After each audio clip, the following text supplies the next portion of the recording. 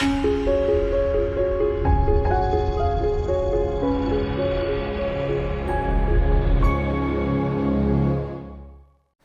xoş gəlmisiniz. Xoş gördük. Bu gün belə deyək də, mənim üçün spontan oldu. Əslində Rasmin xanımla birbaşa görüşmə oldu. Tərlan bəylə də oldu spontan və mənə gəlir bu daha maraqlı olacaq, daha yaxşı olacaq. Yəni keçən podkastda özüm demişdim, Mərdun bəylə interyer dizayner olmaqda mövzu ümumi olaraq demişdim, yenidən o mövzulara qayıdacağıq. Biraz geniş spektr götürəcək də belə deyək. Mənim Dizaynın izləri YouTube kanalında belə deyək, məqsədim ümumiyyətlə dünyada memarlıq və dizayn haqqında olan trendlər, yeniliklər və bu mövzuları Azərbaycana gətirməkdir. Və təbii ki, gələcəkdə Allah qorusun sərgilərdə iştirak etmək, istər mebel, istər inşaat sahəsində olan sərgilərdə iştirak edib o məlumatları Azərbaycana gətirməkdir. Amma ondan əlavə birinci belə deyək, ilkin olaraq mənim başqa suallarım olacaq. Sizə də, hər ikinizə də. Birinci, yəni Rasmin xanım sizdən başlayaq. İlk sizin belə deyək, dizayna gəlişiniz necə oldu? Problem yoxdur.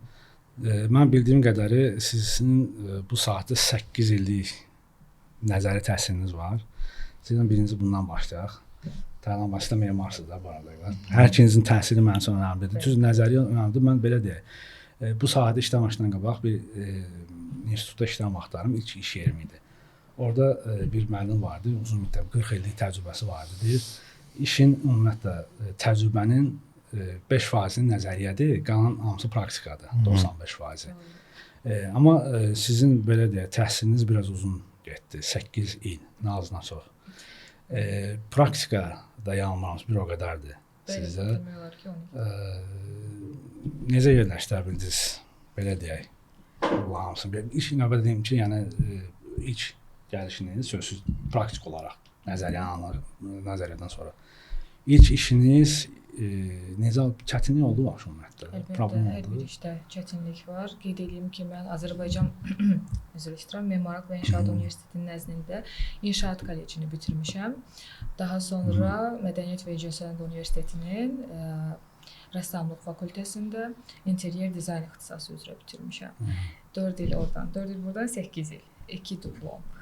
Az deyil, çoxdur, başa düşürəm, amma təhsillə praktikanın ümumi birləşməsi biraz çətindir. Çünki bizdə təhsildə o qədər də praktikaya yer verilmir. Nəzəri hissə çox olur. Nəzəri hissə çox olduğu üçün bizim işdə də əsas praktikadır. Çünki mən iş əsasında öyrənmişəm çox şey. Nəinki universitetdə və yaxud da kollecdə. Düzdür, çox yaxşı müəllimlərim olub. Yaxşı olmayan müəllimlərim də olub. Bunu praktikanın içinə girəndə, işin içinə girəndə başa düşürsünüz ki, hansı müəllim yuxarı səviyyədə idi, hansı müəllim daha aşağı səviyyədə idi.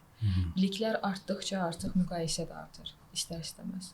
Ona görə də düşünürəm ki, təhsil önəmlidir, amma praktika daha çox önəmlidir. Amma təhsil şərtdir. Əgər bu ixtisası seçiriksə, təhsil şərtdir. Necə ki, həkimlər üçün təhsil şərtdir, bizim üçün də təhsil məncə şərtdir.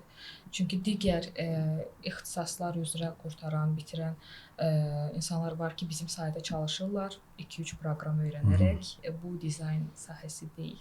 Siz ancaq vizualizator ola bilərsiniz. Siz interyer dizayner ola bilməzsiniz, siz memar ola bilməzsiniz. Yəni, burada mən biraz kəskinəm bu fikrimdə. Amma diplom mütləq. Bildiyim qədər, məsələn, İtaliyada və ya məsələn, Avropa dizaynerlərində onlar aslında üstünlük verir skeçə. Yəni, əllə çəkisi kifayət edir. Texniki tərəfləri saxlayır, ikinci, üçüncü. Onunla məşğul olanlar artıq başqa adamlardır. Yəni, bu dizaynerin və ya memarın əl qabiliyyəti mütləq şəkildə yanılması olmalıdır. Bəs ilk proyektinizdə, ilk layihənizdə həyəcan və ya səhvlər, bunlar necə oldu yanaşma? Təbii ki, olub. İlk layihəm fərdi yaşayış layihəsi idi. Villa idi, 2 mərtəbəli, 140 kvadrat metr idi, yadıma gəlir. Özdə ağır klassika. Bir polisin evi idi. Onun da xəbəri yox idi ki, ilk layihəm onun üzərindədir. Səhvlərim olmuşdu, düzlərim də olmuşdu, amma biraz uzun olmuşdu. Deadline'ımız qoyulmuşdu 1 ay yarım. Mənim o işi bitirməyim 4 ay çəkmişdi. Sağ olsunlar anlayışla qarşıladılar, amma çətinliklər təbii ki çox oldu. Çünki rəng seçimi həm müştərinin istəyi, həm mənim istəklərimi yerinə yetirmək, eləcə də layihəni A nöqtəsindən B nöqtəsinə çatdırmaq sıfırdan özüm verirdim. Həm memari tərəfini, həm dizayn tərəfini. Bu çox çətin bir proses idi. Ona görə düşünürəm ki, çox əziyyət çəkmişdim. Amma dəydi bu. Mən sizlə qısa müddət də olsa çalışmışam. Yəni layihəyə necə yanaşmanızı belə deyək də görmüşəm. Gecəni orada qaldığınız vaxtlar, saatlar da olub. Belə deyim də Tərlan, sənin də yəni belə deyək, yanaşman fərqlidir. Düzü bir yerdə çalışmasa da, yəni hər ikiniz memarlıq və inşaat universitetini bitirmisiniz. İkiniz düz ixtisaslarınız fərqli olsa da, ikiniz də oranın məzunusunuz. Dizaynda Jasmin xanımın yanaşması fərqlidir. Memarlıqda sənin fərqli yanaşma üslubu. Məndə ümumiyyətcə belə də təhsil Memarlıq İnşaat Universitetində Memarlıq fakültəsini qurtarmışam, Şəhər Salman. Amma ki, yəni mənim təhsilim əsasən girdiyim birinci iş yerim var idi. Toğrul Ustanoğlu belə tanıyır. Mən tanıyır. Tanıyır.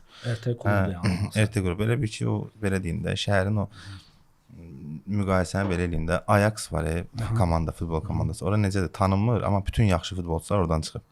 Yəni bizim də mənim də o məktəbi universitetim ora olub belə deyək. Okey, memarlıq inşaat getmişik, universitet oxumuşuq. Anlayış var idi, anlayışımız olmasa zaten bizi işə götürməzdilər o falan. Amma əsas işə yanaşmanı biz RT qrupda öyrənmişik. Elə şeylər olub ki, bəzi səhvləri də illər keçdi, orada görüb onu eləməməyə çalışmışıq, amma 90% işin təşkilini, necə görülməyini, ümumiyyətcə etapları, müştəri ilə danışığı, kommunikasiyanı, uşaqlarla koordinasiyanı, bunların hamısını mən məktəb olaraq belə deyim, oradan öyrənmişəm.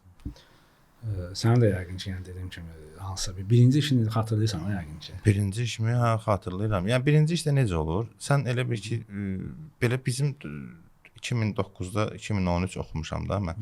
2013-də universiteti qurtaranda mən proqram bilirdim də. Tam axı çünki nəzəriyyəni onsuz da universitetdən ya qaçdığın bir yerlər olur, dərsə getmədiyin, yəni nəzəriyyəni tam olaraq mənimsəmirsən.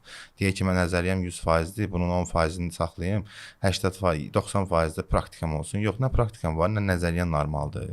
Gedirsən iş yerinə, səni necə götürürlər işə? Proqramla, yəni proqram biliyinlə. Biraz bizdə HR yanaşmaları da düzgün deyil. Ümumiyyətcə dizayn tələşməyib axı da, studiyalar olaraq da, yəni orada belə deyim də vəzifələr tam deyil də. Orada baxırsan ki, müdür həm HR-dır, həm buxalterdir, həm nə bilim bütün işlərə o baxır da, yəni ki, xidməti də oldu, yəni. Hə, layihə meneceridir, bağbandır, hamısı sən bir nəfərdir də, yəni ki, bir nəfərin özüdür. Ona görə də orada düzgün yanaşma olmadığına görə sən də gedirsən düşürsən, sən proqram bildiyinə görə işə götürürlər. Sən də proqram bilirsən, indi səhvlərə gətirirəm sözüm. Sən proqram bilirsən, nəzəriyyədə zəifsən. Maştabı bilmirsən proqramda. Mən məsəl üçün öz səhvim yadımdadır ki, 1.20-nin 2.50-yə bir dənə sanitar qovşaqdır məsəl üçün. Doldurmuşam ora vanna, duş kabin, ondan sonra miqyası bilmirəm. Mən miqyası bilmirəm, scale eləmişəm, indi belə də aydın olsun dedim. Miqyası bilmirəm, doldurmuşam hər şeyi ora. Yəni idealdır, müştəri də baxır ki, nə bombadır, 3 kvadrat yerə doldurmuşam hər şeyi. Mən müdirin də gözündə yaxşıyam. Sonra yerinə görə ki, bu da yerləşmir. Belə səhvlər olurdu, o səhvlər hamımız da səhvlərlə gəlib biri oluruq. Yəni ki, mən səhv eləməkdən qorxsam, mən heç vaxt bir şey bacarmaram. Bizdə problem var, qorxmaq. Yəni belə deyək də, mən məsələn ilk başlayan əlamətlərdə də, mən mebel sahəsinə gəlmişəm bura. Mən məsələn yenə deyirəm, yəni mebel sexində hətta ustamın ayaqqabısını belə təmizləmişəm ki, tozuna kimi mənə nəsə öyrətsin. Və öyrənim. İndikilər deyəndə yəni biraz çıxır kobud səslənir. İndi bəzi dizaynerlər sən memar olsun, məktəbi universitet məzunu olanda və hansı kurs qurtaranda can atırlar ki, böyük məbləğdə bir şey olsun, yəni böyük məbləğdə iş olsun, və ya məsələn az məbləğdə bir fiks maaş olsun, gedim orada işləyim, təcrübə qazanım. Sonra gedim bazara, bazarın qiymətini öldürürəm. Gördüyü işdə nədir? Elə bir Hirosimadır da, yəni işıq partlayışıdır. Ortaqda nə belə deyək, rəng yoxdur. Belə yəni kompleks iş yoxdur. Yoxdur da, yəni işə baxsam sadəcə bir nə bilim bir 3-cü ibtidai sinifdə oxuyan bir uşağın əl işidir. Yəni nə rəng. Bu normal da bu. Prosta özü bilmir ki, bilmir söhbətinə gəlib çıxır da. Ya sən bilsən ki, bir şey bilmirsən, sən ona uyğun, yəni belə yenə deyirəm, bizə səhv eləməyə şansı yaradırdılar deyənə. Biz səhvlərlə gəlib yəni belə düz bir layihə çıxardırdı ortağa. Yəni ki, sənə səhv eləməyə şansını tanımalıdılar ki, sən normal bir şeydir də. Yəni bu səhv olmalıdır. Bu normaldır. Bunun problemi tərəfi odur ki, bunu şərait yaradan şirkət sahibləridir və bunu da belə də aparırlar. Səhvi düzgün aparırlar da, yəni. O pisdir, o ayrı bir şey. Yəni mən məsələn elə şirkət oldu ki, mən hardasa ümumi götürəndə bir 7-8 şirkətdə çalışmışam. Məsələn, şirkət rəhbəri hamısı əksəriyyət normaldır. Sadəcə çıxma səbəblərinin bəziləri olub. Məsələn, ilk vaxtlarında təbii ki, yəni maaşa çalışan işçi gəlib danışır, müddət qəbul edir. Falan maaşa, falan saatda 9-dan 6-a kimi iş saatı şənbə bazar etməsən və yəni gəlir işə başlayırsan 3 ay, 4 ay keçir. Dediyi sözlər, dediyi sözlər yoxdur ortada. Yəni yüklüyür səni. Özə mən interyer dizayn kimi işə götürüblər. Məndən tələb olunur memarlıq, məndən tələb olunur landşaf, eksteryer. Qədim Mesopotamiya dili uzadı. Dünya varlığı təfərrüatın medalları, hər şey verirlər. hamısı. Bir dənə istəmədikləri şey olur ki, yəni kosmosa gedib gəlməyə. Yəni bir dənə o qalır. Yəni biz ona görə bu dünyayıq, yəni. Mən məsəl üçün belə deyək də, xarici məsələn Amir var, bəlkə də çox belə etməz, Qazaxstanlı. Onunla işlərin layihələrinə baxıram. Yəni niyə? O da MDV köhnə MDV ölkələrin vətəndaşıdır, mən də. Yəni o da insandır, mən də insanam. Niyə məsələn mənim işim və ya başqasının işi ondan geri qalmalıdır? Yəni fərqimiz nədir ki? O Asiyalıdır, mən Qafqazlıyam ona görə. Xeyr, tələbat. Çünki Azərbaycanda tələbat tamam başqa cürdür. Bizim sahədə tələbat puladır. Yəni işçilər pula görə, hamımız pula görə xidmət edir. Bu sözsüzdür. Sadəcə zövq məsələsi var, praktika məsələsi var, iş məsələsi var. Yəni bazarda hər qiymətə, hər kvadrata, hər qiymətə işləyən dizaynerlər var. Bu sözsüz hər bir ölkədə var. Amma bizdə daha çoxdur elə bil ki. Və bu da istər-istəməz ümumi bazar qiymətini aşağı salır. Bunun üçün tələbənin tələbə də olmalıdır ki, bu praktikantdır. Ona görə bu qiymətə işləyir. Amma onlar özlərində təsdiqləmirlər ki, biz tələbəyik və doğrudan da praktika keçmək üçün 3 manata işləyirik kvadratı. Biz professional dizaynerik, amma 3 manata, 5 manata işləyirik deyirlər. Ona görə də ümumi qiymətlər, müştəri gəlir ki, həm bunu sizin mənə dediyiniz 60 manatlıq, 30 manatlıq qiyməti 5 manata işləyən var. Nə fərqiniz var ki, ikiniz də dizayn edirsiniz? O sualı verən olub, bəli, çox verib. Əlbəttə. Amma başa düşmürlər ki, o qiymətə işlədəcəksiniz, daha sonra yenə bizə gələcəksiniz. Bəli. 2 qat qiymət, Bəli. yəni 2 qat xərc olacaq sizin üçün. Bəli. Bu necə aradan qaldırmaq olar ümumiyyətlə belə götürəndə tərlan? İnsanlar vicdanlı olmalıdır. Bir dənə qaydası var. Başqa necəsə yolunu bilirsən. Yəni mən praktikadayamsa, mən bilməliyəm ki, praktikadayam. Ki bir dənə ofis tapmalıyam, oturmalıyam həmin ofisdə, öyrənməliyəm. Qorxa-qorxa 1-2 ayda orada komfort zonamda qalmalıyam. Mən özüm 8 il komfort zonada qalmışam, yəni ki, çıxmamışam. Yəni bu komfort zonamda qalmalıyam. Tam belə hazır olanda çıxıb kiməsə fərdi olaraq xidmət satmalıyam. Yəni bu ancaq vicdan məsələsidir. Başqa heç nə ola bilməz. Yəni başqa bir kriteriya var ki, onu şey eləyən mən tanımıram. Nə qədər vicdanlıyıq. Hələ amma %100 plankanı qaldıracaqlar ki, mən maksimum dərəcədə vicdanlıyam. Amma ki belə bir şey var ki, kiminsə 3 manata işləməyi məni heç vaxt narahat eləməyib. Bazarı öldürməyi də məsəl üçün məni heç vaxt narahat eləməyib. Yəni mən gözümlə Bakıda görürəm ki, düzdür, tələbat olan xidmət sahələri ayrıdır. Yəni bir binanın altında, mən düz bizim Zahid Xəlilovda elmlərdə. Bir binanın altında 4 dənə aptek var, 4-də də işləyir. Fərqi yoxdur kim necə satır, biri TikTokdan satır, biri belə satır, biri orada bir nəfər var, ona görə gəlirlər. Nəsə də yəni ki, kiminsə ucuz baha satmağı məni heç vaxt narahat eləməyib məsəl üçün. Yəni ki, qoy eləsin də problem yoxdur. O onsa zaten özü sıxışdırılıb çıxacaq. Yəni lüboy bir şeydə, yəni belə deyim də, o sıxlıqdan o həmin adamlar çıxırlar oyundan onsuz. Yəni biri ki, o maksimum Adnarazov klientlə işləyir. Bir dəfə müştəri gəldi, ikinci dəfə gəlmir ona. Yəni o mənə heç vaxt ikinci, üçüncü də motivasiyadan düşüb onsuz da bazardan çıxacaq. Yəni bunun barıtı bayaq sən dediyin kimi də bir Adnarazov. Yəni o narahat eləmir heç kim. Amma faktiki belə mən götürəndə son 2 ildə bunda azalma hələ ki görmürəm. Yəni biraz daha çox vaxt aparacaq yəni. Yox, indi universitetdə tələbə istehsal edir. Tələbələr də ki tələbələr qolaq qırağıya, onlar onsuz da puxtələşəcəklər, memar dizayner olacaqlar və yaxud da nə bilim restavrasiya ilə məşğul olacaqlar. Onlar bir qıraq. Bu cəmiyyədə olmayanların da məsəl üçün bura gəlib sonra təzədən çıxmağı biraz o hostingi yaradır da. Yəni ki, atıram da başqa bir ixtisası var, gəlir dizayna, ondan sonra çıxır burdan. O biraz o şeyi yaradır. O da vallahi həmişə olub, məncə olacaq da yəni. problemlər həmişə olub. 100% əsas problemlərin həllidir.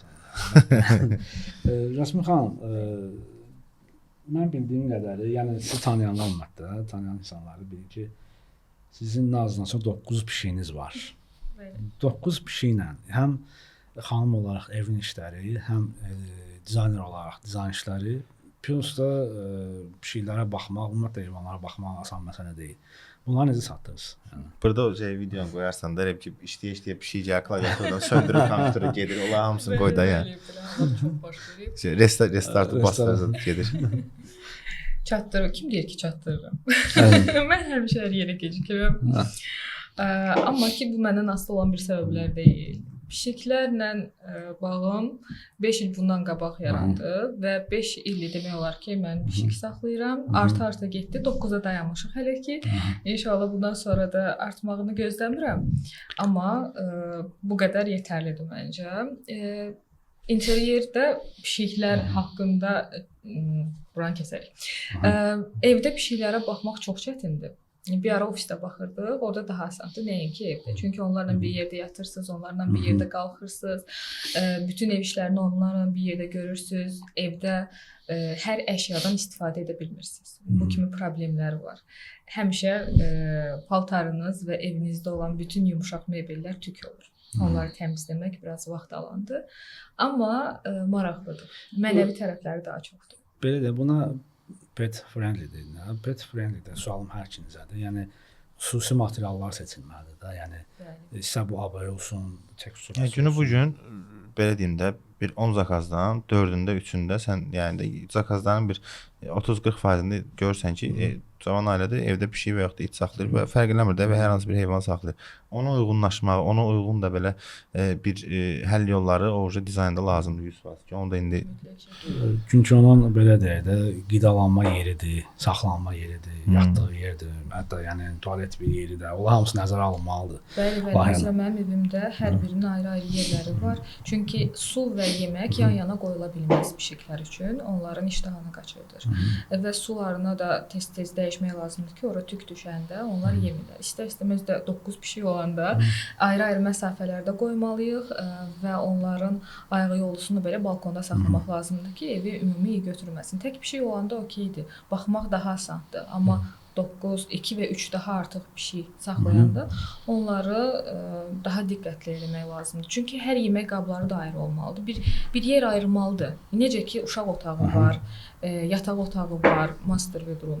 Bunların hamısı üçün ayrı-ayrı otaqlarımız olduğu kimi, balaca dostlarımız üçün də bir yer eləmək mütləqdir. Bir məkanları olmaqları mütləqdir yəni onlar üçün. Yəni sən belə deyin də, adamları onların ergonomikasına, reflekslərinə uyğun hər hansı bir narahatçılığa da belə deyim də məcbur eləyə bilirsən insanları.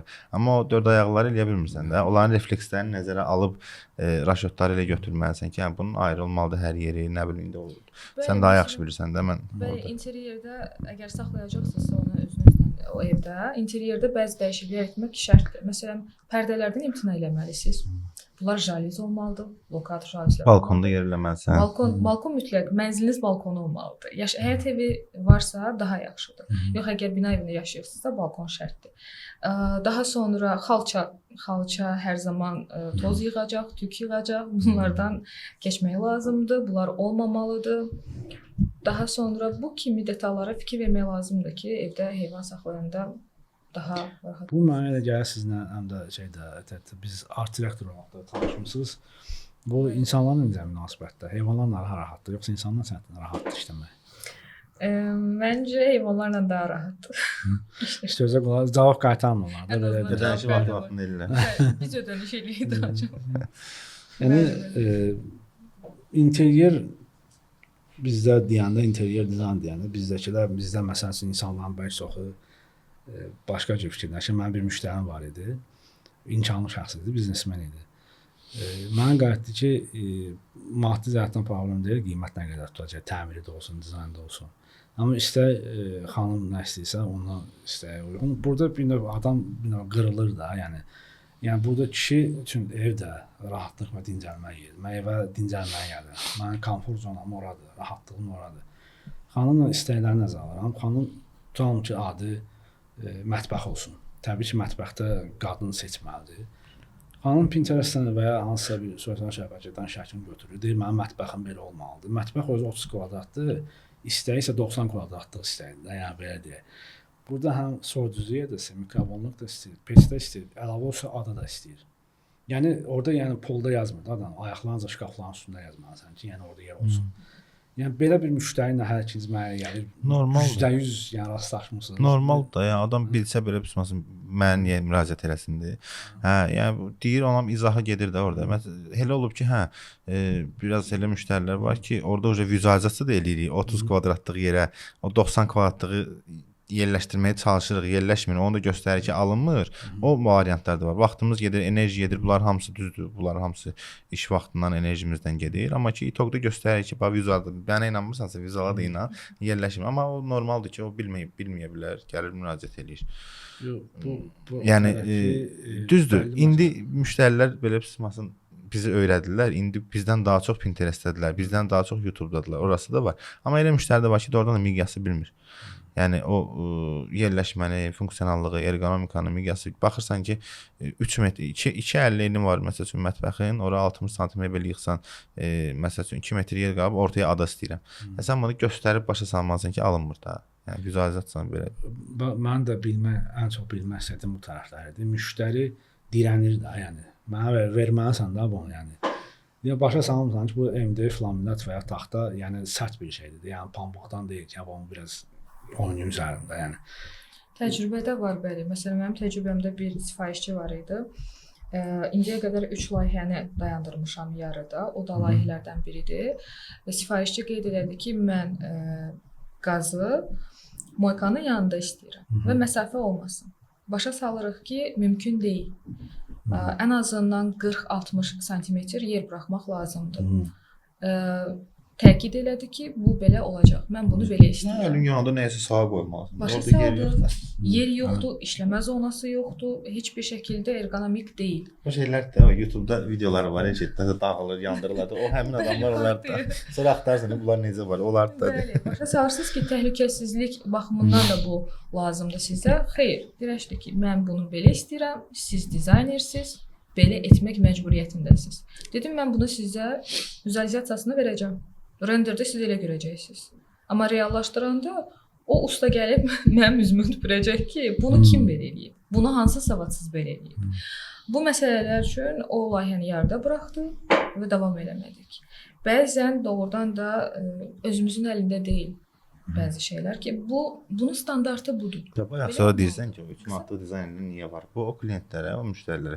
Yəni müştərini də seçməlisən də, sən hər müştəriyə qaçmamalısan. O müştəri üçün də 3 manatlıq dizayner idealdır. Nə istəsə eləyəcək onu. Yəni sən deyirsən laminat pambıq deyil. O dizayner onu pambıq eləyəcək onun üçün, narahat olma. Bəli, ona görə 3-5 manatlıq dizaynerləri mən qınamıram. Onlar olmalıdır ki, bizim qədrimiz biləcək. Bəli, sözsüz. Mən bir təxmini bu ilin içində olub aylarında, yəni bir Instagramda bir nəfər yazdı işlə bağlı. Mən 30 manat kvadratını dedi. Mənə sual verir ki, 5 manatlıqlar var da, yəni 5 manatda işləyən var daha doğrusu. O təxmini artıq unutmuşdum o söhbəti. Təxmini sentyabr ya oktyabr ayında yenidən qayıtmışdı mənə. Təxmini arasında 4 ay yaxın fərq var idi birinci danışıqla. Mənə müraciət edəndə, yəni mən onu da bayaqki bizim söhbətimizdə də qayıtdım dedim ki, artıq mən dedim 60 manatda işləyəcəm. Yəni çünki onu yığışdırmaq mümkün deyil. Çünki briqadir artıq səhv ölçülərə gedib. Bu adam təsəvvürün tumba ilə, daha doğrusu rigellə belə deyək, ayıra bilmir də. Yəni pərdəli divarına beton divarı ayıra bilmir bu adam. Gəlib ölçü götürməkdə təsəvvür edin, ümumi ölçüdə tamam ki 100 kvadratlıq mənzildə indi maksimum 5 sm o tərəf yanlış ölçü o tərəf ola bilərdi. Amma bu adamda ümumi ölçüdə metr yarım, 2 metr yarım fərq eləyir. Yəni ölçü ilə özündə, realla yerləşmdə. Metr yarım fərq, yəni çox böyük fərqdir. 5 sm ara, yəni 10 sm ara, metr yarım, 2 metr ara. Yəni bunlara görə də yəni tək bu deyil. Yəni amma bir dənə bir şey soruşum, sözü kəsib. Belə quyu sualdır, elə bir ki, düşdün çıxa bilməyəcəyin sualdır. Mən də cavabını bilmirəm, prosta soruşuram. Qiymət nə olmalıdır ki, dizayna vəbşi? Belə deyəlim, mən sual verim, gəlmişik bura, mən sıxıram da. Mən belə deyəm, bu 2008-ci ildə işlədim bu sahədə. Ben birinci mebel dizayner olarak çalışmışam. interyer dizayner olaraq başlayanda çoxumuz tanıyırıq Ağa Biznes Mərkəzi Xəzər. Ağa Biznesin. Bina hələ tam təhvil verilməmişdi. Abdullah Gün də yanılmıramsa gəlmişdi açılışına. Türkiyənin prezidenti o vaxt ki. Mən orada 2 aydan çox, daha minimum 2 ay olardı ki, pulsuz işlədim. O heç, hə. Halbuki mən orada o vaxt ailəli idim. Evə pul almaq üçün mən dostumdan, tanışımdan pul alırdım ki, mən heç olmasa 2 ay rastlaşıb deyə bilim. Bəli. Niyə görə? Hətta orada qaldığım günlər də olub, yatdığım günlər. DDD o saytında demək olar ki, yuxarı aşağı 200-300 model var idi. Hamı tanıyırdı bizə. Hamı tanıyırdı onu. Yəni bir-birini tanıyırdı. Yəni elə əksər məbləğdə özümüz yığırdıq.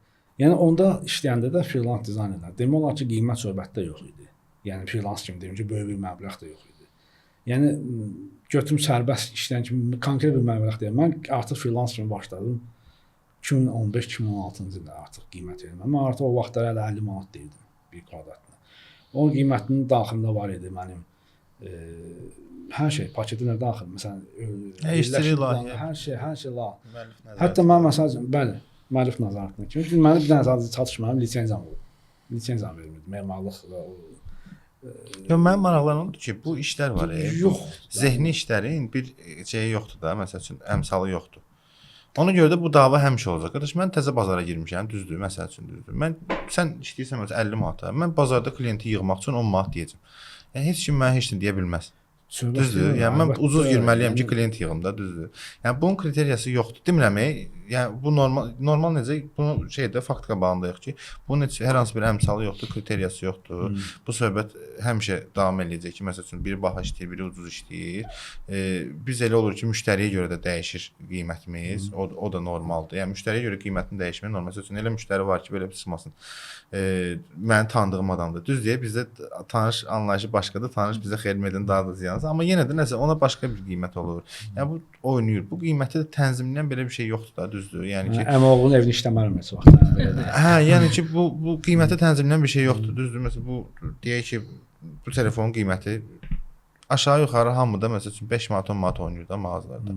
Amma bizdə 5 dəfə oynayır axı. Çox fərqli var. Sən 50 deyirsən, mən 10 deyirəm məsəl üçün. Mən ya 30 deyirəm, o deyir 100.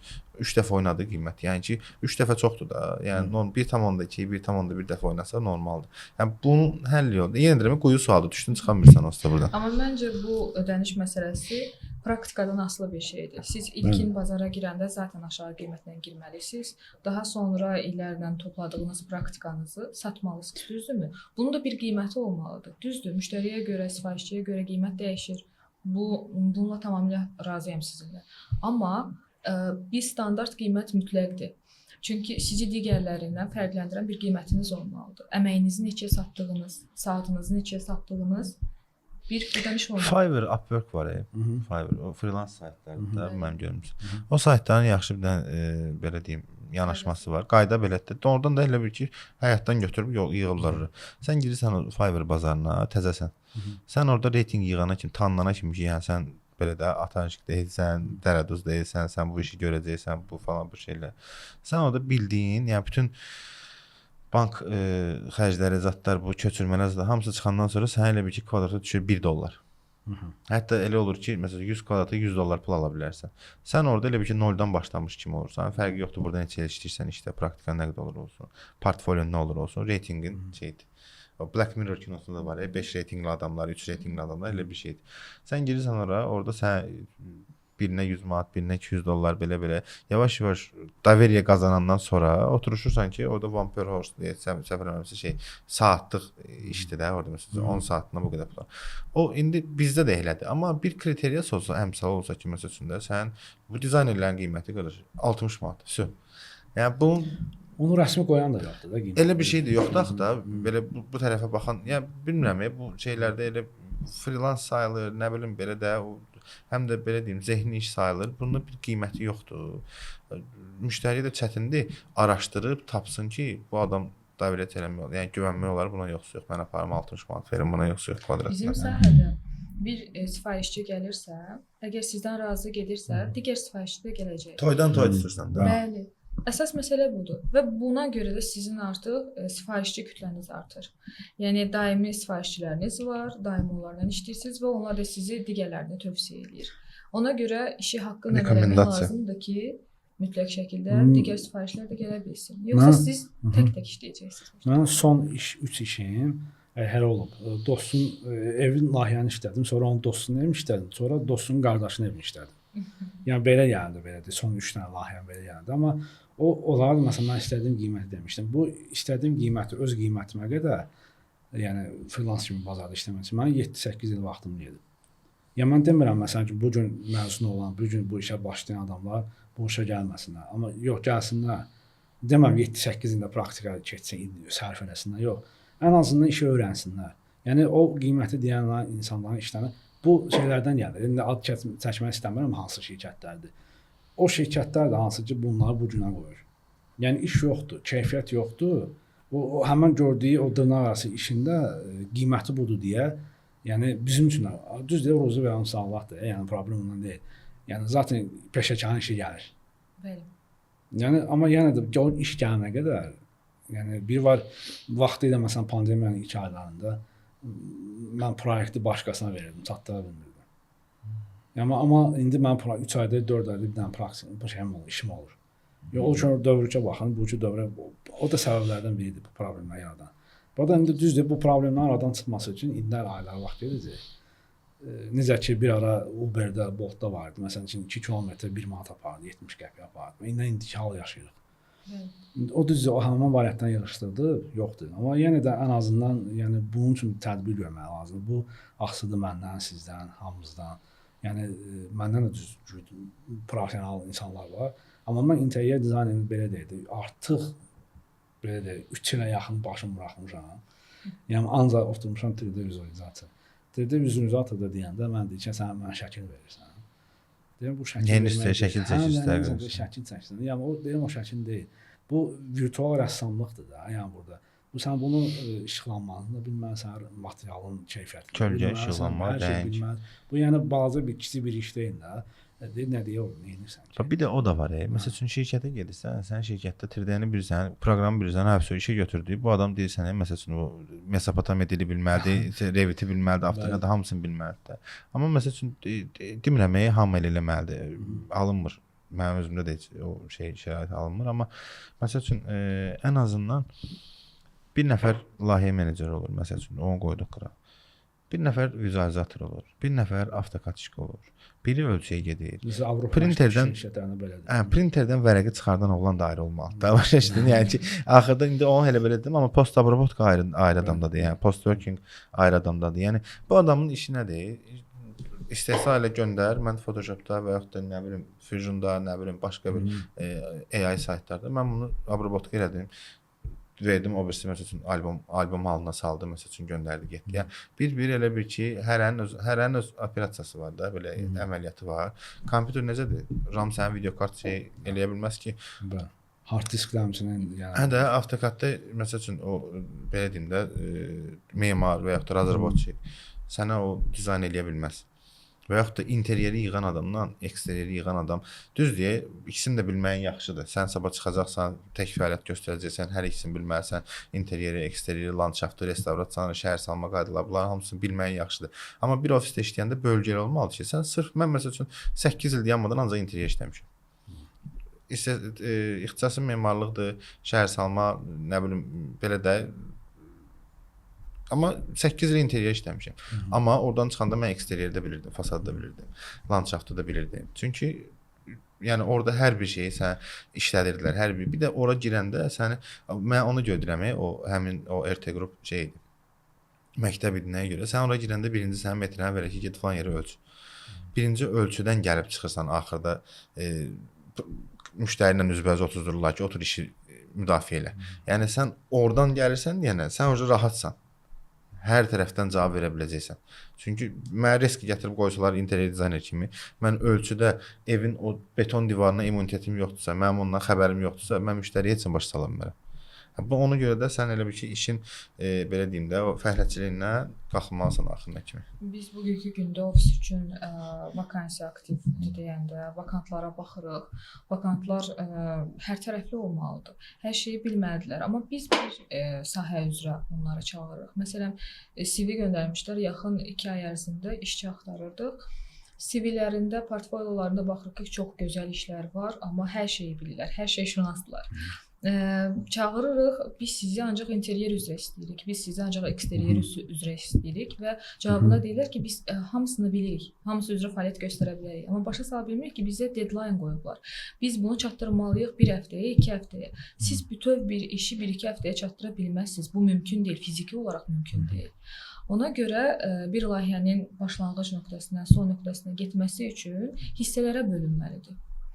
Bunun birinci memari tərəfi bitməlidir, sonra dizayn tərəfi bitməlidir, finish nöqtə olub müştəriyə təhvil verməliyik biz bunu. Bunun hamısını bir adam edə bilməz. Edə bilər, freelance işləyirsinizsə. Şirkət daxilində mümkün deyil. Mən təsisçiləri də başa düşürəm. Bugünkü gündə özüm də bir təsisçiyəm. İstəyirəm ki, bu vakansiya üzrə gələn kadr hər şeyi bilsin. Mənim görə bilmədiklərimi də görə bilsin. Çünki mənim buna vaxtım yoxdur. Amma bilməyənlər daha çoxdur. Bilmədiklərini bilməyənlər daha çoxdur. Bilmirlər ki, bilmirlər. Bildiklərini sayırlar. Ona görə bu nüanslara diqqət etmək lazımdır məncə. Hətta bizim mənim növbəti sualım hələ ona idi. Bir növ hardasa biraz qısa da olsa toxundunuz. İnsan necə yaşayırsa, o istərsə o işinə təsir eləyir. Bəli. Yəni yalançıdırsa və ya tənbəldirsə, bu istərsəməz təsir eləyir. Hər kəsin ümumiyyətlə belə deyək, dini inancı ola da bilər, olmaya da bilər. Seçim özünündür. Mən heç vaxt insanların o etiqadına belə normal yanaşmışam. Amma məsələn inanclı bir insanam, sən inanclı bir insan olmaya da bilərsən, bu özün sənin seçimindir. Amma belə deyək, bu yaşam tərzi təsir eləyir sizdə. Məsələn, tutalım, mən siqaret çəkən insanam. Bu interyerə necə təsir edə bilər? Məsələn, və ya müştəri lazımdır mütləq şəkildə. Mən məsələn müştərinin psixologiyasını bilməliyəm. Evdə məsələn heyvan saxlayırmı və ya məsələn bu insan hansı rəng tonunu sevir? Hiperaktiv insandır, yoxsa sakit insandır? Kitab oxumağı sevirmi, sevmirmi? Yatmağı daha çox üstünlük verir, yoxsa oturmağı daha çox, film daha çox sevir? Bu insanın müştərinin psixologiyasını bilmək lazımdır. Amma bəs dizaynerin və ya memarın özünün psixologiyası necə olmalı? Yəni bu öz işinə təsir edir yoxsa yox? Əlbəttə, məncə çox təsir eləyir. Məsələn, mən heyvanlarla yaşadığım üçün, pişiklərlə yaşadığım üçün o sifarişçiyə məsələn sual verəndə ki, heyvan sevirsinizmi, sevmirsinizmi? O mənə negativ cavab verəndə istər-istəməz məndə bir fikir formalaşır ki, yox, qəti surətdə evdə saxlamaq istəmərəm və yaxud da siz qeyd elədiyiniz kimi siqaret çəkəndirsə, biz sifarişçidə daha çox bunlara üstünlük veririk ki, mənzili ona görə dizayn edə bilək. Öz mənzilimizi də özümüzə görə dizayn etməliyik. Biz evdə tapılmırıq, çox vaxt işdə oluruq. Gecə-gündüz 7/24 işlədiyimiz üçün daha çox işə fokuslanırıq. Ona görə də məncə təsir eləyir əlbəttə ki, daha çox. Üzr istəyirəm, sual keçməmişdən qabaq. Amma məsələn insan olaraq belə deyək də, hətta teatr kinounu sevən insana, kinoteatrda teatr tək gedən adama. Ya səhər tezdən seansa getməliyəm, heç kim olmasın zalda. Ya da gecə seansına getməliyəm ki, ümumiyyətlə heç kim olmasın orada. Çünki bizdə hətta o mədəniyyət belə inkişaf eləməyib. Oturursan məsələn günorta seansıdır. Arkada 5-6 dənə uşaq təpiy vurur, qışqırır, simsika çıxdı. Zat tumusanın üstündədir, zat təmizləməkdən bitər olursan. Və ya məsələn cavan gənc ailədir, can xanımdır. Oğlan kino təzə başlayıb. Oğlan axırı kinonun finalını danışacaq. O axırda belə olacaq. Yəni durub çıxıb getmişəm kinoda, yəni ona görə artıq. Yəni ki, oturub imkan verib qulağa baxar da kino. Yəni sözümüz nədir? İnsanın yəni deyirəm, o öz xarakteri, yəni başa düşdüm müştərinin xarakterinə biraz səbirlə yanaşmalıdır və istəyi nəzərə almalıdır. Sırf özü də, yəni səbirlə yanaşanda təsir edir də yəqin ki, 100%. Cavab əslində standart deyil. Bax, hansı temadan yanaşsan, 10 dəqiqə, 15 dəqiqə əvvəl o cavab verdim. Vicdan söhbətidir yenə də. Mən kinoteatra gəlmişəm. Mən qabaqdakını fikirləşməsin. Bir dəfə o Taleh Yüzbəyovun sözüdür. Hər yerdə də onu işlədirəm. Sən deyir, yəni vicdanlı insan bilsən deyir kimdir? Yəni ictimai ayaq yolunda özündən sonra kimi fikirləşən adamdır. Başa düşdün? Yəni ki, özündən sonra yəni qapağı bağlayan adamdır. Başa düşdün? Yəni sən hər bir temada özündən sonra kimi fikirləşməlisən. Yəni sən deyirsən məsəl üçün yenə də o yəni primitiv nümunədə prosta dedin olur ki, mən siqaret çəkirəm. Okey, sən siqaret çəkirsən, bu sənin işə təsir edirsə. Ya məsəl üçün deyirəm. Bu sənin işə təsir edirsə, sənin işə yox, özündən əlavə sənin o xidmət göstərdiyin adamın işinə təsir edirsə, sən 1 saat ərzində 4 dəfə siqaretə çıxırsansa, bunun işi ləngiyirsə, sən orada vicdanla yanaşmalısan ki, bunu eləməyəsən. Bu yenə də məsələn 2 nəfər oturaq, ikimiz də iş görürük, o da siqaret çəksin, mən də siqaret çəkim. Mən bu işi verməliyəmsə, həmin tərəfəni çəkməyəcəm. Məsəl üçün bu xırda bir nümunədir, buradan məsəl üçün yola çıxmaq olar da. Mən bu işi verməliyəmsə, hər şeyi qırağa atıram, hətta ailə problemləri də, bütün hər şeydən izolasiya olub, mən bu işi tamamlayıb verməliyəm. Yəni bu gecə olur da, hamımız deadline-da keçdiyimiz olur, gecikdirdiyimiz də olur. Bunun üzürlü səbəbləri də olan olur, üzürsüz səbəbləri də olan olur. Çünki hərdən o qədər yorulursan ki, yəni sosial o qədər yorulursan ki də, dost-tanışdan da izolyasiya olmaq istəyirsən, evdən də izolyasiya olmaq istəyirsən, vəbşə telefona zəng gəlməsini onu istəyirsən, səhər durursan, biraz gec durursan yuxudan, saat 11 məsəl üçün açırsan ki, 10 dənə zəng gəlib. Bu sən zəngə cavab vermirsən, verməmiş, bilmirsən nə məsələdə orada. Aqressivsən. Bu qaçılmazdır. Sənin günün belə də gedəcək. Yəni bu şeylərin hamısı, yəni insan öz disiplini, öz xarakteri bu şeylərdən asılı olan məsələlərdir ki, sən bu işə yanaşman bundan başlayır. Mən indi səhər tez durmağa başlamışam. Çünki belə də komandayıq, uşaqlar var orada komandada, belə koordinasiya daha məsuliyyətli olmalıdır. Əvvəl tək mən idim, bütün məsuliyyəti mən götürdüm, tək öz məsuliyyətimi götürdüm. İndi 4-5 nəfərin məsuliyyəti sənin üstündədir. Sən yəni hər zəngə cavabda olmalısan. Yəni ki, yatmaq söhbəti yoxdur. Onlar oyaqda, sən də oyaq olmalısan. Bu məsələlər var. Yəni bu müştəridə də elədir. Müştərinin də psixoloji portretini bilməsən, onun evini işləyənməzsən.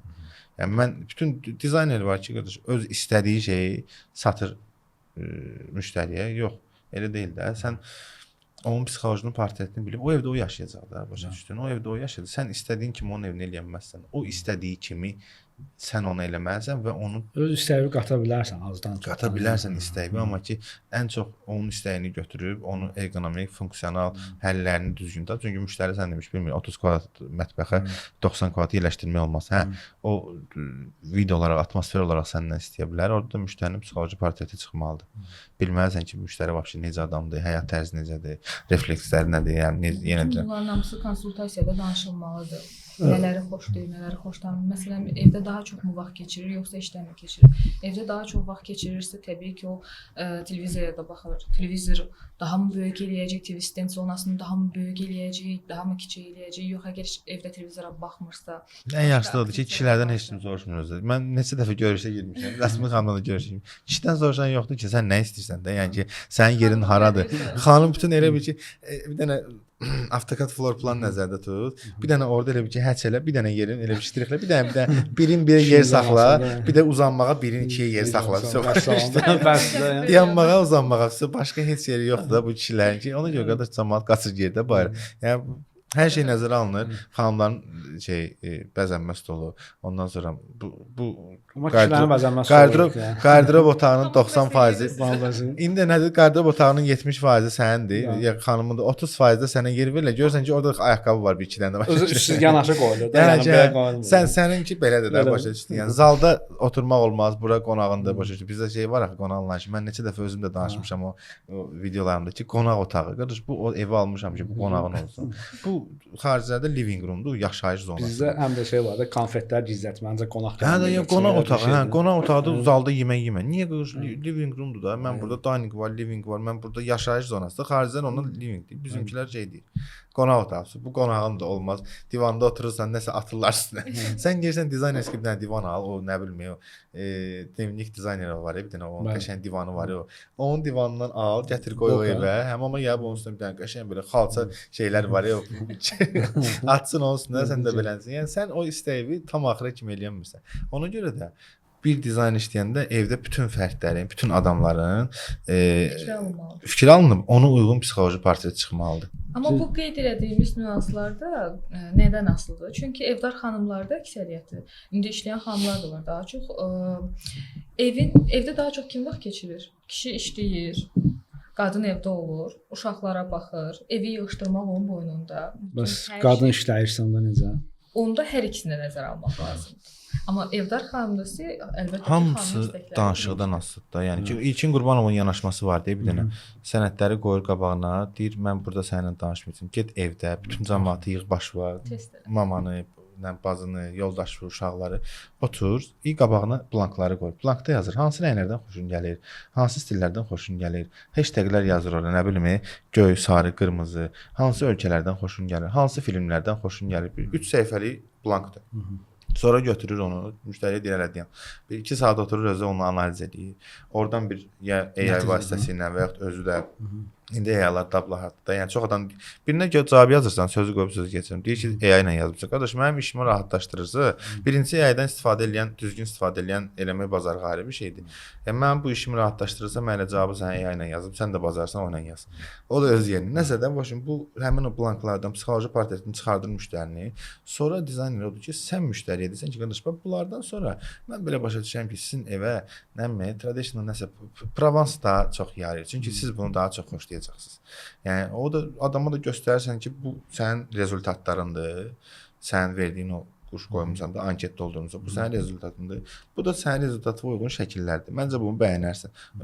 İnanmıram ki, orada %100 deyirəm ki, elə o da olacaq. Biz bunları şifahi şəkildə eləyirik konsultasiyada. Müştəri onu istəmir də. Verirsən blankı atır qıra.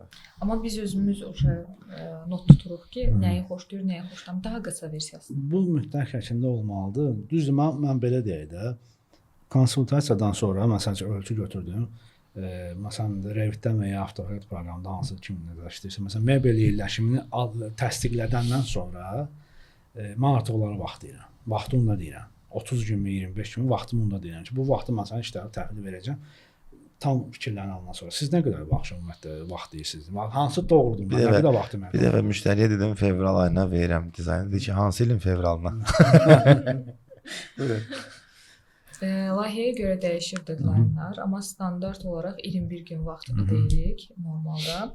Amma layihəyə görə dəyişir. Əgər bu layihə 150 kvadrat metrdən daha yuxarıdırsa, qeyri-yaşayışdırsa, fərqli bir proyekt istəyirlərsə, bu 21 günü keçə bilir. Bəli, bizdə də onun zonalaşma planı var, daha sonra dizayn prosesi var, dizayndan sonra təsdiqlətmə, albom, təhvil, təslim işləri olur. Bunlar çəkə bilir. Düzəliş hissəsi daha çox vaxt alandır. Çünki layihədə nə istədiyimizi dəqiqləşdirəndən sonra layihə hazırlanır, renderlər verilir müştəriyə. Müştəri düzəliş istəyəndə 21 gün ötmüş olur artıq. Ona görə standart 21 gündür, amma daha böyük və qeyri-yaşayış layihələrdə vaxt uzana bilir. Bir də gecikmə varsa da, məsəl üçün də indi okey 100 kvadrata, 150 kvadrata uyğun cavab deyirsən, interyerdən danışırsa, böyle layihəyə də uyğun, sən bir adekvat vaxt deyirsən. Amma hərdən olur ki, görsən deadline-a yaxınlaşmısan, keçmirsən. Amma tutarlı cavabın varsa, bu işi normal doğrudan da belə işləmisənsə haqqına, sənin orada hamı gözləyəcək, lazım olsa bir həftədə gözləyəcəklər. Çünki sən doğrudan da sübut eləyə bilirsən ki, mən izahlı şəkildə bu işi, bu şeylərə görə gecikmişəm. Gecikməni qoyaq qırağa. İş məsəl üçün biraz ağırdır, mən gözlədiyim olur da force majeure hər işdə var. İşi götürürsən, işin ortasında başa düşürsən ki, yox, burada biraz iş daha çox olmalıdır və yaxud da detallı yanaşırsan, bir 5 gün, 3 gündə orada vaxtına gedir. Onda sən o desən, niyə sən başa düşməsin kimsə? Dəyişiklik nə qədər olmalıdır? Məsələn, 3 dəyişiklikdən sonra artıq o dəyişikliyə keçirəm belə. Nə qədər istəsə. Ya amma kapital dəyişikliyi yoxdur. Kapital dəyişikliyə icazə yoxdur. Çünki məndə müştəri olub ki, məsələn, belə deyək, qonaq otağında kondisioner yəni 3 dəfə dəyişib. Deyirəm, bu artıq texniki problemdir. Sən istədiyin yerə qoya bilərsən onu. Mən niyəsə orada problemi özümdə həmişə görürəm. Özümü yetərsiz hiss edirəm ki, deyəsən mən ona başa sala bilmədim ki, burada olmalıdır. O momentlərim də olur. Orada dilxor oluram, bəlkə 100 dəfə də dəyişərəm, hə. O sən motivasiyadan düşürsən axı. Sən çünki gəlib mən olur da bütün müştərilərlə eyni danışa bilmirsən. Bir də olur ki, bacardığım qədər hamı ilə əslində yol dil tapan adamam da belə söhbətə girə bilirəm. Amma olur ki, o orada olmalıdır. Bunu mən də bilirəm. Prosta bir də görsən orada şey çıxır ortaya. İndi o da deyər çox güman ki. Usta bir dənə qəşəng qaqaş çıxır oradan. Bir dənə dayday çıxır oradan ki, mənim sənin yaşın qədər stajın var. Bu orada yox. Məsələn də o bir tərəfdə olmalıdır. Sən də planirovka eləmirsən. Normalda bilirsən ki, qardaş bu kondisioner bu uşağın üstünə vuracaq yatan yeri. Nəsə də bir dənə hipnoz elədilər səni. Vəssalam, sən elə bir ki, razılaşırsan, səni də biraz motivasiyadan saldılar, biraz sözü də qırdılar. Yəni o orada mən uje özümü belə şey hiss edirəm ki, deyəsən mən düzgün başa salamadım buna ki, bunun yeri buradır məsəl üçün. Belə momentlər olur. Hansı ki əsaslandırmışdım, əsas var idi. Sonra onsuz da dediyimi elətdirirəm, onsuz da hər yerdə elə axırda gəlirəm ki, qardaş bu düzdür, bunu belə eləmək lazımdır. Seyidin evində elədiyi işlədilər, qutardılar, hər işdə keçdi, gəldi, bir dənə yerində belə baxdırdım, bu qapını sökün. Bu qapını sök qoy yerə, sökdük. Söküldü. Dizayn bitib, hər şey təsdiqlənib, qapı söküldü. Dizayn bitib, özdə hamını da qovmuşam ki, ofisdəki bu dizayn çatmalıdır, nə bilim vaxtına belə elə ora-bura çatdı dizayn, hər şey yaxşıdır. Gəldim Seyid dedim ki, Seyid o qapını sökürük. Hə, o tür albomları təzədən işləyin. Amma 2 dəfə dəyişiklik. 2 dəfə dəyişiklik olmalıdır. Normalda 3-cü dəyişiklik istəyirsə artıq əlavə ödəniş olunmalıdır. Onu dəyişdirəndə müştəri zaten 3-cü dəyişikliyə getmir. Amma bizdə çox şey deyirlər. Bir də belə deyim sonlardan ən çox. Məsələn bizdə müştəri gəldiyi klassika deyir və ya klassika deyir. O kapital dəyişikliyidir. Amma o istək olaraq deyir onu. Məsələn mən klassika istəyirəm, amma onun ağlında fikrində tutduğu Sovetin qızılı lepkalarıdır. Yəni yenə də günah bizdədir. Bəli. Yenə də günah bizdədir. Burada səbəb var. Niyə? Çünki sifarişçi gəlir deyir ki, sizə niyə klassika istəyirəm, amma istəyi ağır klassikadır. O zaman ilkin etap olaraq biz nümunə referans şəkillər göndəririk ona. Hansı ki o kataloqda baxır, xoşuna gələnləri qeyd eləyir. Xoşuna gələnləri qeyd eləyəndə artıq bizdə bir fikir formalaşır ki, bu niyə klassika deyil, ağır klassikadır. Artıq onun istəyinə uyğun reallaşdırmağa çalışırıq. Nəyə görə elə olur? O nəyə görə elə olur da? Google-da məsəl üçün mən şəkil yerləşdirmişəm, loft stildir, düzdür. Altına yazıram klassika. Müştəri də girir Google-a yazır klassik interior dizayn, çıxır mənim işlədiyim loft. O da gəlir ki, qardaş mən klassik istəyirəm. Amma sən demə loft demiş də bu. Ona görə də sən demiş günah bizdədir, hə. Mən referans şəkil verməliyəm, oradan mənə qayıtmalıdır. Yəni qızılı klassik olsun, adını qoy minimalizm. Adın nə fərqi var qardaş? Bu adam şəkillə səni başa saldı, əyani olaraq ki, bu olmalıdır. Bu olmalıdır. Sən də bunu uyğunlaşdırırsan. Məncə. Düz demirəm. Bəs bizdə yaxşı niyə Zaxa Xadid və Kərim Rəşid yoxdur? Yəni bizdən çıxmır elələri. Məsələn Kərim Rəşid yaradan yoxdur. Biz bugünkü gündə Memarlar İttifaqının üzvü deyiliksə, səbəb kimdədir? Mən belə adını çox çəkmiş olacağam. Əslində gəldiyində yolda da müzakirə edirik onu. Amma ki belə pis çıxmasın. Heydər Əliyev mərkəzinin memarlığı qəşəngdir, mən razıyam da. Trump orada hardan dala qalır Trump Tower? Trump'ı verən Azərbaycanlıdır da, yəni mən bayaq dediyim RT qrup Toğrulsan oldu. Yəni o harda dala qalır? Yox. Yəni var da, yəni. Məsəl üçün deyirəm, yəni bu region üçün adlı sanı olan memarlarımız var, bəli.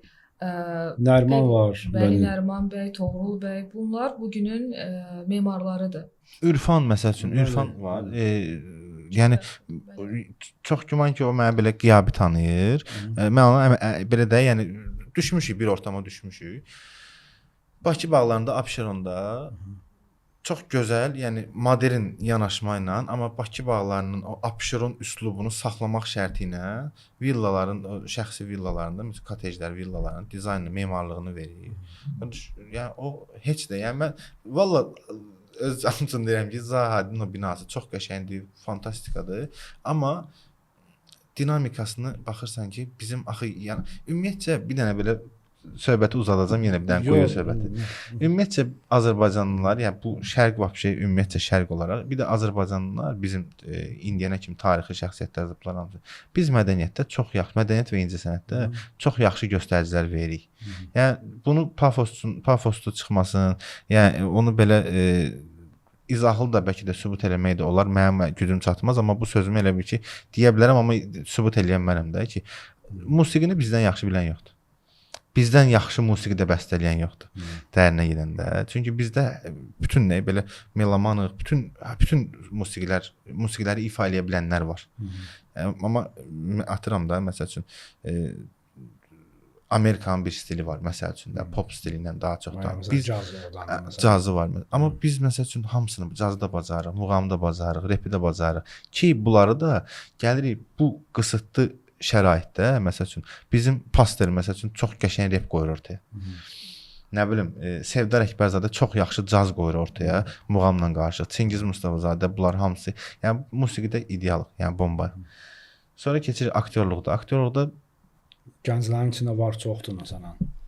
özə müasirdən danışıram ki, bu şəraitlərin içində, yəni bildiyin bu kameralarla, iPhone kamerası ilə sənə o belə deyim də, nə bilim, Robert De Niro'nun hər hansı bir kadrda verdiyi o emosiyanı verə bilir. Özdə bu şərtlərdə, bu işıqla, məsəl üçün belə bir çıxmasın, bu studiya üçündür işıq, bu kino üçün yaramaya bilər. Bu işıqla, bu kamerayla sənə bunu verə bilir. Yəni burada da qabahat. Çünki bir çalışqan həm də ki istedad da var. Ona görə dediyim odur ki, ola bilər Zaha Hadid falan bunlar fantastik bir memarlıq gətirib qoyublar Azərbaycanda. Amma həmin o bayaq adını sadaladığımız adamların işində şərqi var, toxunuşları var da, özünə məxsus yanaşması var. Düzdür, bionik memarlıq olmaya bilər bunlar, amma o dinamika var və bizə də çox doğmadır onlar. Mənə görə o işlər adını çəkdiyimiz işdən daha üstün gəlir. Yo, mən belə dedim, sualın daha bəlkə geniş verin. Bəlkə də o şeydir. Yəni biraz geniş götürüm, nəyə görə deyirəm? Var bizdə çox gözəl dizaynerlərimiz, memarlarımız var. İstər Orxan Mahmudov olsun, Sənət Oğrul olsun, Nərman olsun. Brendləşməmişik. Mən demək istədiyim odur. Yəni o vaxtı var da. Yeganə futbolçularımız da var. Yaxşı, keçid dövründə idi. Ümumiyyətlə ölkə olaraq neçə ilin ölkəsi? Mənim ölkə məndən 3 yaşda balaca da belə götürəndə məsələsində.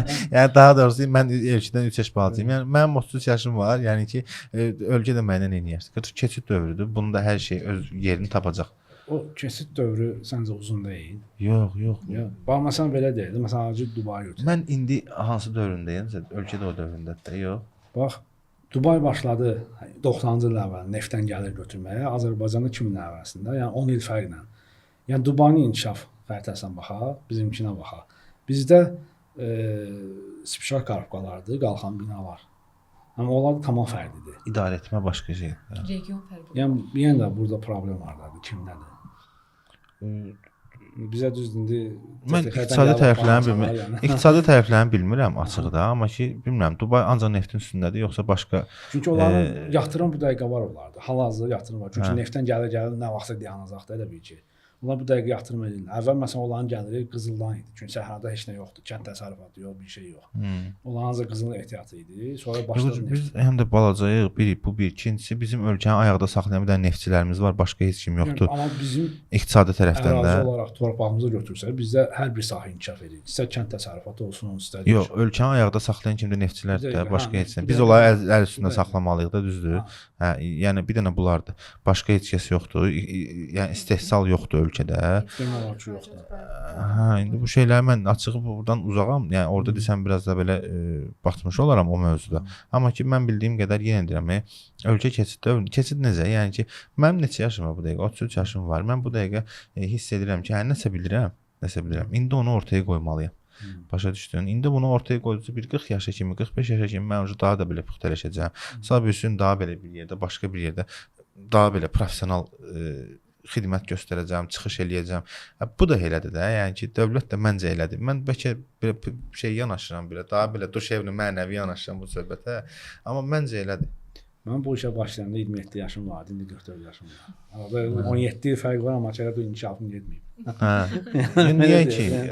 Nə bilim, yəni bəlkə də Azərbaycanda yaşadığım üçün, yəni nədirsə səbəb nədir? Amma belə özümdə səhvlərim var, yəni təbii. Müqayisələr düzgün sayılmır məsəl üçün şeylərdə, amma belə də 2009-dan Memarlıq Universitetinə girmişik. 13-də qurtarmışam. 13-cü ildən də indiyənə kimi neçə ildir? 12-13 ildə orada. Hə. 12-13 ilə yəni ki mən o bayaq dediyim kimi də 2 kvadratlıq tualetə vanna yerləşdirən olar. İndi amma normal bir şey çıxarda biliyor orada. Yəni ki bu belə də gedəcək. İndi yəni vaxtı ikən mən qorxurdum müştərinin qabağına tək çıxmağa. Hə, indi müştərinin də qabağına çıxırsan, ordunun qabağına çıxırsan, usta, müştəri, bazar yənlər də olsun. Hə, yəni bildiyin hamının qabağına o Testa Spartansı var ya, bildiyin hamının qabağına çıxırsan, sən öncə. Bu hamısı, yəni sən elə bir ki bir səhnəyə çıxmış olursan da, başa hamıya sən cavab verməlisən. Hamı səni tanıyır, sən obyektə gedəndə görmüşük də hamı cumur sənin üstünə. Sən hamıya psixoloji olaraq hamını sakitləşdirib hamıya bir cavab verməlisən sən burada. Belə bir film var, bilmirəm yəqin ki baxmısınız. Bayaq Robert De Niro'nun adını çəkdin. O mənim sevdiyim kino aktyorlardan biridir. Demək olar ki bütün filmlərinə baxmışam. 2015-ci ildə idi filmə. Stajor filmi. Duran Dərviz xızı. Anı Hathaway ilə gedir. O filmdə deməli ümumiyyətlə baxmayanlar bu kiçik bir deyim. Stajor yaşlı pensiya dövründə olan vaxtları evdə darıxır. Onlar da Anne Hathaway-də yəni belə bir kiçik bir onlayn mağazin açır. Orada stajor kimi yaşlı adamlar götürürlər. Robert De Niro ora gələndə bir növ həm idarəçiliyi bir növ deyir, əlinə alır məsləhətləri ilə bir növ həm xanımın belə yıxılmamasına, moral yıxılmamasına dəstək olur. Həm də orada kollektivə hörmətini qazanır.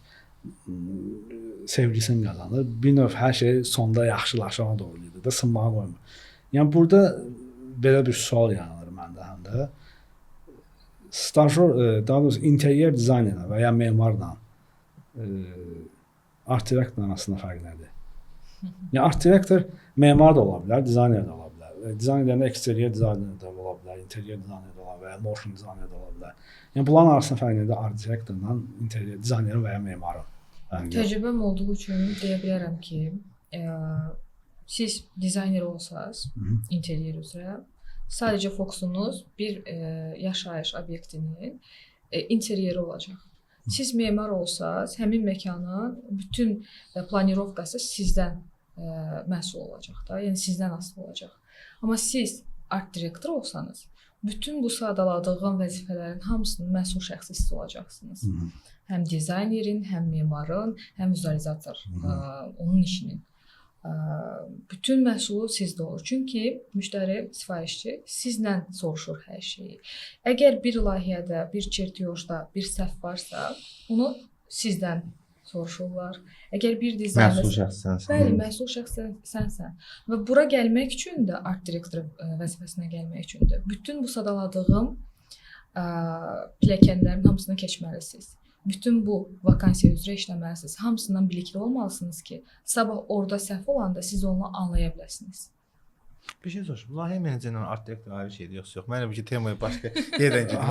Arasında fərq var, fərq var. Mən məsələn art direktorum, belə bir çıxması konkret olaraq yəni tarixçi, həmin nəfərlərdə də yəni bunu pis mənada deməyəcəm, əmlakda işləyən oğlan olub, amma ki adam ixtisas əraziyyat müəllimi ya. Hə, yox, adamın baxırsan ki, bu sahəyə aidiyyəti yoxdur, tarixçidir, o tərəfdə də əmlakda işləyib, ondan sonra gəlib indi art direktorumdur mənim, amma ki çox da yaxşı da belə şeydir. Bir yerdə də o anlaşırdıq da, elə bir şey. Bad Boys-da qarşıda var 2 nəfər balaca bir. O zaman anlaşırdıq da, yəni ki daşqındadır. Yəni ki o adamla yəni biz konkret mən ondan nə qədər şey öyrənmişəm. Mənim art direktorum bir özüm olmuşam, bir o olub. Yəni ki sən özün də art direktor olmalısan da. Sən özün də məsuliyyət yükləməlisən. O ayrı bir şey.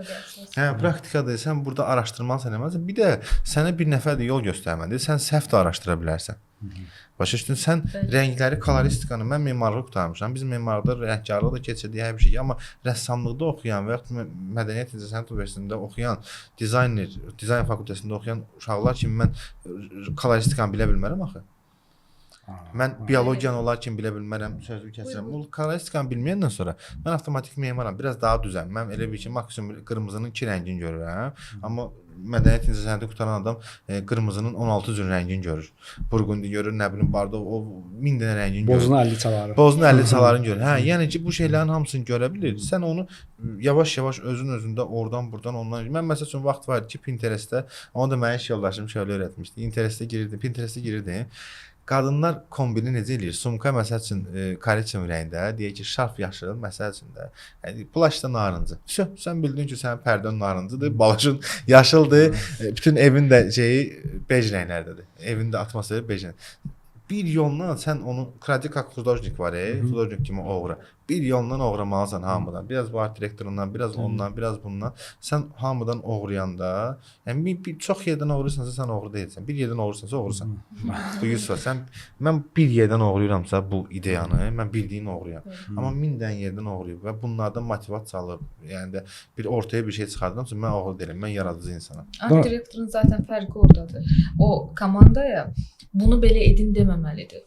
istiqamət göstərməlidir ki, bu yöndə olsa daha yaxşı olar. Çünki interyeri işləyən insan bilir ki, burada fokusu ancaq interyerdədir də. Amma yön göstərməlidir ki, bunu belə eləsən daha yaxşı olacaq. Eləcə də memarlıqda, planlamada necə olur? Funksional olmalı, düzdürmü? Bunu art direktor daha yaxşı görür. Çünki o nəyin harda olacağını birə-bir sifarişçi ilə danışdığı üçün daha yaxşı anlayır. Yön göstərən olmalıdır. Yəni art direktorun əsas vəzifəsi budur. Əsl lider yəni keyfiyyətləri olmalıdır. Həm aparıcılıq olmalıdır, həm arxasında durmalıdır, işçilərin də, layihənin də. İndi bir dənə də axırı son 2-3 sualım qalır. Deməli, birinci sualı verməməkdən qabaq biraz fikrimdəyim ki, yəni sualla fikir biraz tamamlansın. Mən uşaq vaxtı olanda rəssam olmaq istəyirdim. Rəsmə də getdim. Hətta 4 illik rəsm təcrübəm var. Rəssam deyiləm. Məsələn, rəsmə getmişəm. O vaxtı 90-ların əvvəli idi. Mənə dedilər ki, rəssam nədir, acından öləcəksən falan, nə bilim nə falan. O vaxtı ən çox yönləndirirdi. Ya hərbiçi olmalısan, ya həkim olmalısan, ya prokuror. Prokuror. Hə, maksimum seçim bu, oğlan üçün seçim bu idi. Qızlar da nə oxumalı, nə işləməli, belə bir şey yox idi. Hə, maksimum. İndi sən yəni sözümün canına yatım. Sonra düzdür, ixtisasım getdim, mən də riyaziyyat oxudum, riyaziyyat müəllimi ixtisası. Düz özü, o ixtisas üzrə gəldim 2 il işlədim. Sonra gördüm yox, mən o qapalı məkanlarda işləyə bilmirəm. Yəni hansısa nəyisə alınmadı məndə o. Və mən artıq keçdim dizayn sahəsinə. Bir növ yenidən incəsənətə qayıtdım. Amma sözümün canı nədir? Bəzi dizayn studiyaları yaradan və ya tikinti şirkətləri quran insan, təsisçilər o insanlar deyil. Yəni təsisçi bir növ hardasa ixtisaslı memar və ya dizayner olmaya bilər, amma ən azından o xəttə girib çıxan insan olmalı, qanunda olmalıdır o. Ki o memarı, dizayneri anlaya bilsin. Bizdə təsisçilər məsələn deyir ki, mən istəyən olmalıdır və mən deyən olmalı. Düzdür, yəni bayaqçı söhbətimiz, verilişdən qabaqçı söhbətimizdə yəni qeyd eləmişdi. Pul əsas səbəblərdən biridir. Qazanc əsas səbəblərdən biridir, amma birinci deyil. Pul hədəf deyil də, yəni pul yaşamaq üçün vasitədir. Bəli. Amma yəni müştərini pula görə amma işçini uzaqlaşdım, öz komandamı yığım. Əvvəlki komandanı dağıdım, öz komandamı yığım söhbəti olmamalıdır. Yəni bu bizim başımıza gəlibdir, yəni belə deyək. Bu da bir vicdan məsələsidir. Bəli, yəni qayıtır vicdana. İndi beləsə mən podkastın adını başqa cür qoymalıyam. Deyirəm vicdan qoyum da onu dərsin. Serial var deyir. Yəni vicdan da qardaşım odur da, yəni bunun üstündə qurulub da. Sən dedin nə bayaqlar dindarsan, dindar deyilsən. Ümumiyyətcə də onların heç biri diskriminasiya bölgü hamısını qoyaq qırağa. Bir dənə vicdanın varsa sən cəmiyyətə normal sağlam adamsan. Çox tarixli. Əsl o Xəzər TV-də yanlanan serialda, yəni ata ocağı ya vicdan. Yəni yenə də yəni hər yana fırlandı, vicdana yəni toxundu. Bütün işlərdə. Təsisçilərdən çox şey asılıdır. Əslində mən çox istəyərdim ki, bütün təsisçilər ixtisas üzrə olsunlar.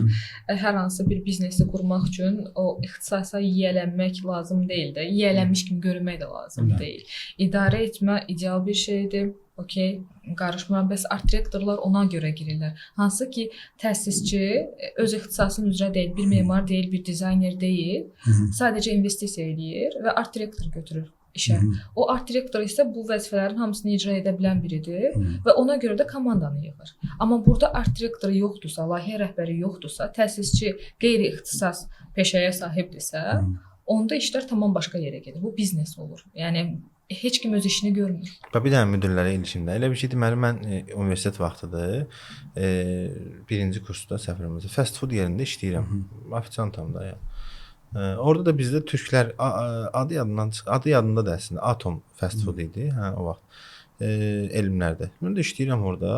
Bizim də administratorlar türklərdir. 2 nəfər türk oğlan idi, administrator. Söhbət əsasında başa düşmüşdüm ki, onlar da mən kimi o paspas deyirlər, yer süpürəndən gəlib, ondan sonra olub nə bilim ofisant olub, sonra kassir olub, sonra menecer olub, gəlib çıxıb müəyyən bir yerə ki, hansı ki, onu Türkiyədən görürlər ki, Azərbaycanda filialı aç, qur gəl. İşi qur gəl. 3 ay onlarla işlədim orada. İşi quran vaxtıdır. 3 ay onlarla işlədim. Təsəvvür necə işləyirdim. Axşam vaxtı yerə suyu mən tökürəm, o silir, o tökür, mən silirəm, yağı, katofon yağı. Bu elə belə nümunə üçün deyirəm. Bir yerdə işləyirik, yəni ki, bu adam əslində vəzifəsi bilsən nədir? Müəllim nətərz bir dənə çay qoy qabağına. Bu tempdə adamdır, amma ki, oturub mənlə işləyir də. İşçilərlə bir yerdə işləyir. Əlcəyi taxıb kömək eləyir, zad edir. Bu tim liderdir də, bildiyim. Sonra bu işi təhvil verdi. getməlidir Türkiyəyə. Çıxdı, getdi Türkiyəyə. Sonra bir dənə Azərbaycanlı Şahin adında oğlan gətirdilər, qoydular ora.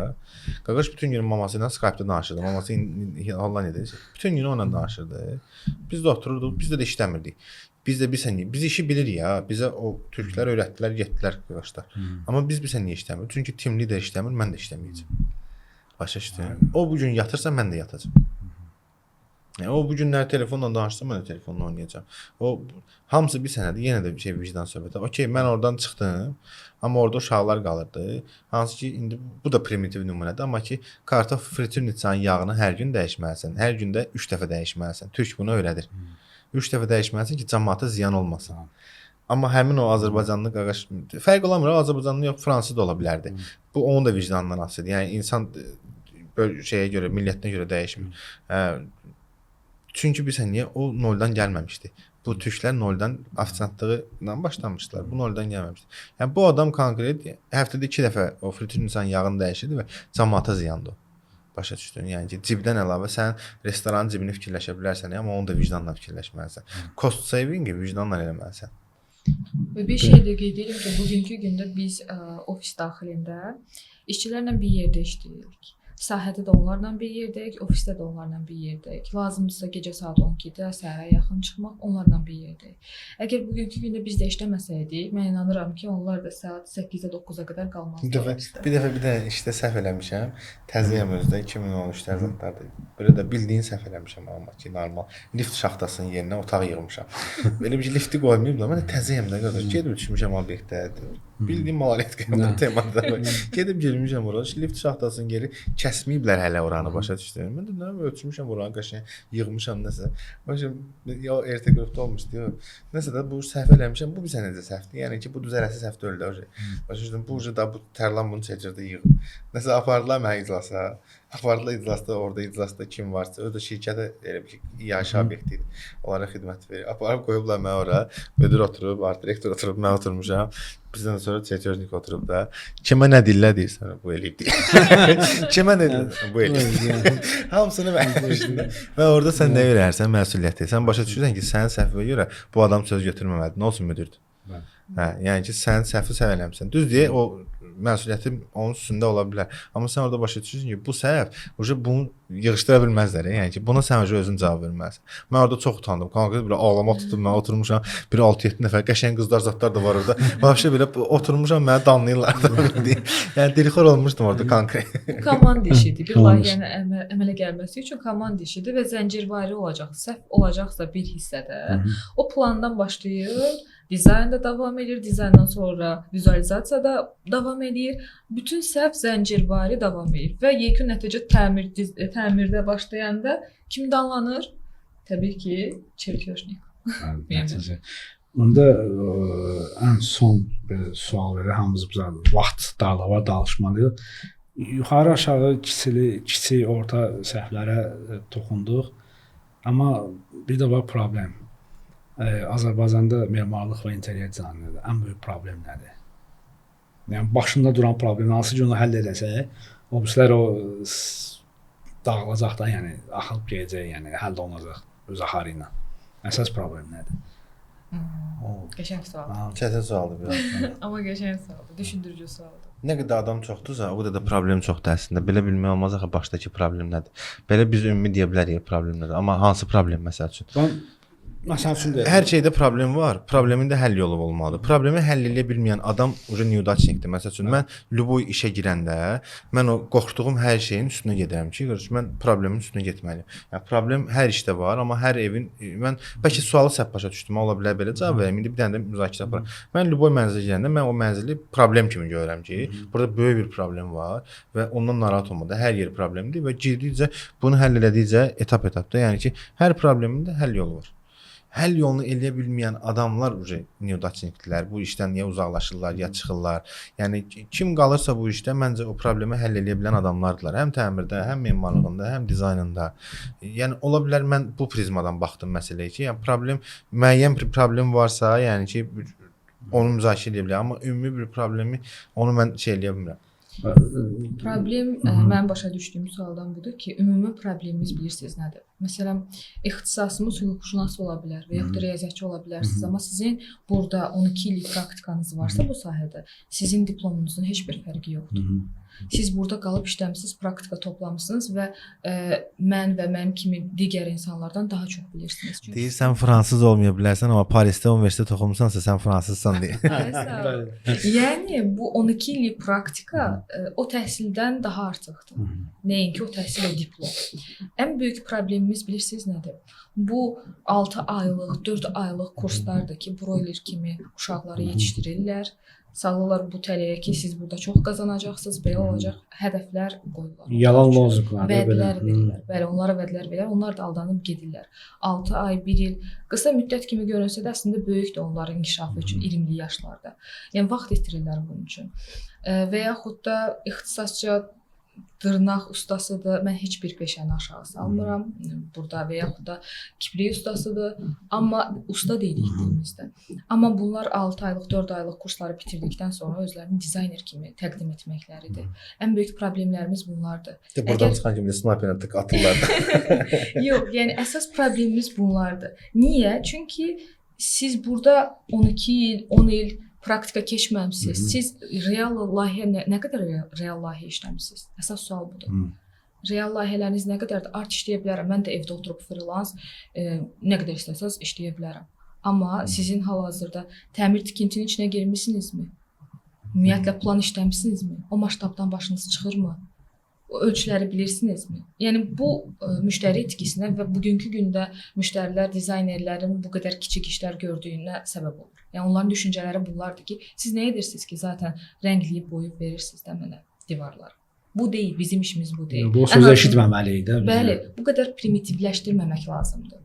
Ona görə bunlar un kimi ələnməlidirlər ki, yerdə qalan bilikli insanlar, praktikası olan insanların qədri bilinsin. Məncə ən böyük problemimiz budur. Ümid edirəm ki, bu yaxın zamanda da olmasa, nə vaxtsa həll olunar. Bunu görəcək, görməyəcək bilinmir. İnşallah yəqin ki, görərik. Öz işə fokuslananda qırağı görməyən də o şeylərdə var ya, at yarışlarında buradan bu şeyi qor. Mən o qırağı görməyəndən sonra mən heç maraqlı deyil. Yəni mən onu görməyəndən sonra o yoxdur. Zaten görmürük. Amma problem olaraq fakt var. Var, fakt var. Amma məsələn mən oğlum yuxarı siniflərdə oxuyur da, yəni onu kompüter mühəndisliyi ixtisas üzrə hazırlaşır. İndi sabah ola bilər mən məsələn ona şərt qoymamışam ki, sən bu olmalısan. Ona demişəm ki, seçimini özün elə. Yəni sabahları sən nə bilim bərbər də ola bilərsən. Slesar da ola bilərsən. Məsələn qızım deyir həkim olmasın. İşində kamil palancı söhbətidir. Bəli, yəni deyirəm, əsas istəyin və həvəsin olsun. Qalan hər şey düzələcək zamanla. Amma belə deyək, sonda da mən hələ sizə də, hamıya da belə deyək, düşünən beyin və görən göz hazırlayıram. Allah sizdən razı olsun. Çox sağ olun, gəldiniz üçün. Çox sağ olun. Mən elə bir gözüm soxuşdurmuş oldum bura. Spontan amma ki, çox sağ olun. Çox gözəl də oldu. Çox sağ olun.